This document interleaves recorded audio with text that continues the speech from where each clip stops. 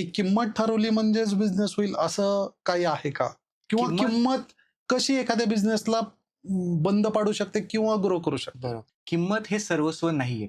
पण किमतीशिवाय बाकीचं पण नाहीये. कारण त्याच्यावर तुमचं मार्जिन ठरतं. बरोबर. त्याच्यानुसार तुमचे जे रिकव्हरी आहेत कॉस्टच्या त्या ठरतात. त्यामुळे किंमत हा फार महत्त्वाचा फॅक्टर आहे. त्याच्यातलं माझं एक उदाहरण तुम्हाला सांगतो जे मला आलेलं आहे.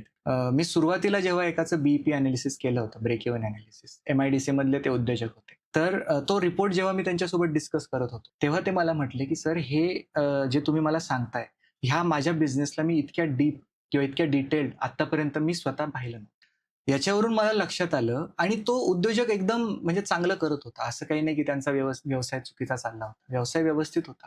पण ते जेव्हा असं म्हटले, तेव्हा मला लक्षात आलं की आपले जे लघु उद्योजक किंवा मध्यम उद्योजक आहेत, त्यांना एकतर ह्या गोष्टीचं ज्ञान नाही नाही. बरोबर. किंवा दुसरं म्हणजे त्यांना ते माहिती आहे, पण ती माहिती देणारा माणूस नाही.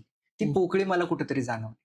हं. मग त्यामुळेच मी हे तुम्हाला जसं सांगतोय, की ह्या टूल्सला मी सोप्या शब्दांमध्ये सांगतोय, सोप्या शब्दात सांगायचा प्रयत्न करतोय. तर त्याच्यासाठी मी एक तेनाली व्हॅल्यू फ्रेमवर्क म्हणून एक साचा बनवलाय. त्याच्यामध्ये मी सोप्या शब्दांमध्ये प्रिंट मीडिया, इलेक्ट्रॉनिक मीडियावरती लोकांना ह्या गोष्टी सांगत असतो.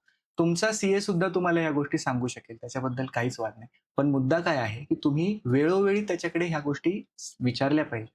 तो तुम्हाला याची निश्चित माहिती देईल.